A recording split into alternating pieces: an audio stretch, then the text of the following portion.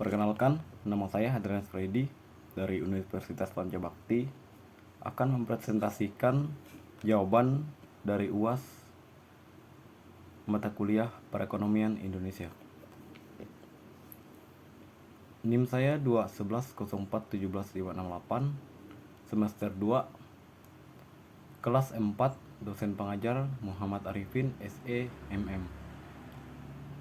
Hari Kamis, tanggal 21 Juli 2002. Nomor 1. Kenapa perlu dilakukan otonomi daerah di Indonesia? Jelaskan.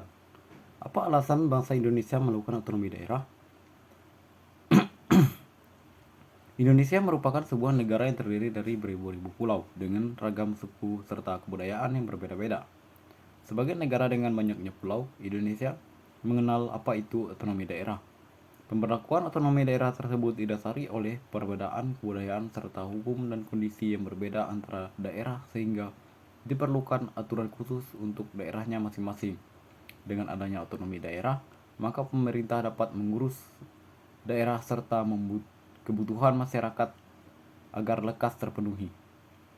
Adapun alasan diberlakukannya otonomi daerah adalah sebagai berikut. Yang pertama, meningkatkan kesejahteraan rakyat. Yang kedua, meningkatkan daya saing daerah. Yang ketiga, meningkatkan pelayanan sesuai dengan kebutuhan masyarakat pada tiap daerah.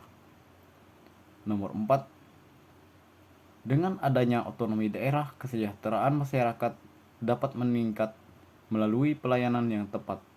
Semakin baik kondisi serta kesejahteraan masyarakat pada suatu daerah, maka semakin berhasil kebijakan otonomi daerah yang dilakukan.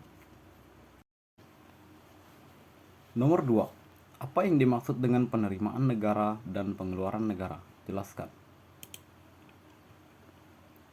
Penerimaan negara adalah semua penerimaan yang berasal dari penerimaan perpajakan, penerimaan negara bukan pajak, dan penerimaan hibah dari dalam dan luar negeri.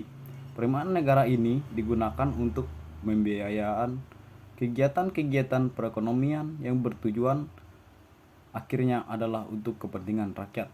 Penerimaan negara secara garis besar adalah penerimaan dalam negeri dan hibah. Secara lengkap sumber penerimaan negara seperti penerimaan dalam negeri dan pendapatan dalam negara dari pajak.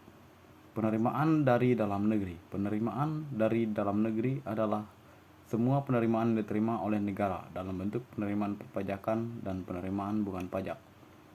Penerimaan negara dari pajak. Pajak merupakan pembayaran iuran oleh rakyat ke pemerintah yang dipaksakan dengan tanpa balas jasa yang secara langsung dapat ditunjuk. Penerimaan negara dari pajak terdiri dari penerimaan pajak dalam negeri dan pajak perdagangan internasional. Sedangkan pengertian pengeluaran negara adalah semua pengeluaran yang digunakan untuk membiayai kegiatan-kegiatan pemerintah suatu negara dalam rangka menjalankan fungsinya agar dapat mewujudkan kesejahteraan pada rakyatnya. Pengeluaran negara terdiri dari belanja pemerintah pusat dan belanja pemerintah daerah. Belanja pemerintah pusat. Pengeluaran pemerintah pusat terdiri dari belanja pegawai, belanja barang, belanja hibah, subsidi BBM, dan subsidi non-BBM. Pembayaran bunga, utang dalam negeri, dan utang luar negeri. Belanja daerah. Belanja daerah meliputi pengeluaran untuk dana perimbangan dan dana otonomi khusus.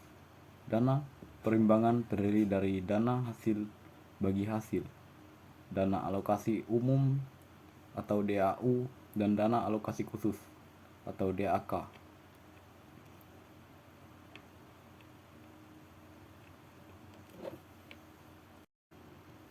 Nomor 3. Bagaimana indeks pembangunan manusia atau IPM yang baik menurut Anda?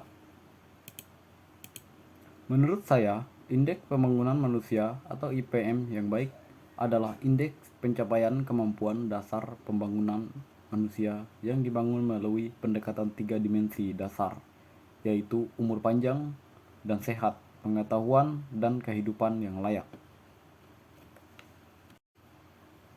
Nomor 4. Bagaimana kebijakan moneter Anda apabila terjadi inflasi di Indonesia? Atau anggapan bahwa Anda pengaku kebijakan. Menurut saya, kebijakan moneter untuk mengatasi inflasi ada 4 cara. Yang pertama, melakukan diskonto. Saat inflasi tinggi, maka artinya uang beredar terlalu banyak. Pada kondisi ini, bank sentral akan mengambil langkah menarik uang yang beredar melalui kebijakan kenaikan suku bunga. Cara ini menurut saya relatif efektif, membuat masyarakat lebih termotivasi untuk menabung di bank. Yang kedua, pelaksanaan kredit oleh bank sentral. Bank Indonesia memberikan kredit langsung. Ada berbagai proyek atau sektor yang membutuhkan dana mendesak. Cara ini bisa meningkatkan jumlah uang beredar sebab adanya keperluan untuk membiayai suatu kegiatan sesegera mungkin. Yang ketiga, penerbitan surat utang negara atau SUN. Contoh dari kebijakan moneter lainnya adalah dengan menerbitkan surat utang negara. Dengan kata lain, pemerintah berusaha memaksimalkan mungkin untuk menghimpun dana dari masyarakat dengan tujuan uang beredar di pasar mengalami penurunan. Yang keempat, menyediakan fasilitas overdraft. BI memberi bantuan pada bank umum yang mengalami masalah kesulitan likuiditas dalam jangka pendek dengan menyediakan fasilitas overdraft seperti pinjaman jangka pendek namun suku bunga tinggi. Upaya ini diharapkan dapat mengontrol uang beredar. Saat negara mengalami masalah yang berkaitan dengan jumlah peredaran uang, terutama pada kondisi terlalu banyak uang beredar di masyarakat, maka kebijakan moneter untuk mengatasi inflasi adalah salah satu upaya penanganan yang umum dipilih oleh pemerintah dalam mengatasinya. Nomor 5. Bagaimana tanggapan Anda perekonomian Indonesia dalam era globalisasi saat ini?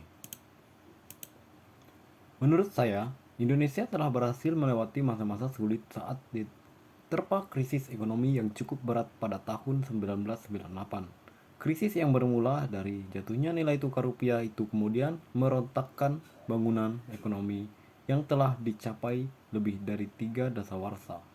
Setelah lebih dari 1 dasawarsa pemulihan ekonomi dari krisis, kini kondisi perekonomian telah bangkit menuju kemajuan. Bahkan saat datang krisis ini, belahan dunia Eropa dan Amerika Serikat, perekonomian nasional tetap mampu bertahan dari dampak krisis tersebut.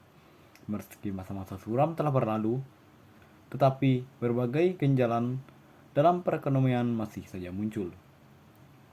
Tantangan pembangunan nasional kita adalah menciptakan pertumbuhan yang inklusif guna mengentaskan kemiskinan dan pengangguran.